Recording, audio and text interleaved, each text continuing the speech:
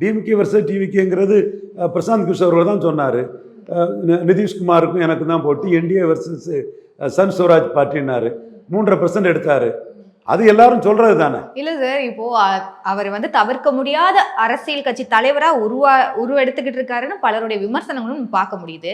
இப்போ இன்னைக்கு மூத்த பத்திரிகையாளர் துக்ளக் ரமேஷ் அவர்கள் சொல்லும் போதும் செங்கோட்டை இணைகிற பட்சத்துல அவருக்கு சரியான ஒரு போஸ்டிங் கொடுக்கப்படும் தாவேக்காவிலையும் சொல்றாரு. இதை எப்படி சார் போஸ்டிங் கொடுக்கலாம்? விஜய்க்கு முடிவு, செங்கோட்டையும் அவரும் பேசி அதை முடிவு பண்ணியிருப்பாங்க. இப்போவே ஒரு நல்ல போஸ்டிங் கொடுப்பாங்க. செங்கோட்டையன் அதுக்கு எல்லா தகுதியும் வாய்ந்தவர் தான். இப்போ அவருக்கு பேச்சுவார்த்தைகள் என்ன மாதிரி சார் செங்கோட்டையனுக்கு நடந்திருக்கும்? ஏன்னா இதுக்கு முன்னாடி 2 நாட்களுக்கு முன்னாடி செந்தில் தியாகராஜன் எனக்கு நண்பர் தான்.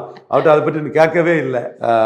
ஓகே, நான் என்ன நடந்திருக்குங்கிறது கத்திரிக்காய் முத்தினா சந்தைக்கு வந்து போகும், நாளைக்கு தெரிஞ்சு போகுமே. என்ன போஸ்டிங் உடனே அனௌன்ஸ் பண்ணும்போதே தெரிஞ்சு போகும். அவருக்கு எல்லா தகுதியும் உள்ளவர் தான் செங்கோட்டையன். சசிகலா வர்சஸ் செங்கோட்டையங்கிறதுல தமிழ்நாடு ஃபுல்லாக அவருக்கு ஆதரவு வளையம் இருந்தது. கொங்கு வேளாளர் கம்யூனிட்டியை சேர்ந்தவர், எடப்பாடிக்கு ஒரு ரைவலாக இருந்தவர், எம்ஜிஆர் காலத்து ஆள். அவருக்குன்னு ஒரு பெரிய கேரியர் இருக்குது, அதை நம்ம மறக்க முடியாது. பட் என்ன கொடுக்குறாங்க என்னங்கிறது விஜய்க்கு முடிவு, அவருக்கு முடிவு.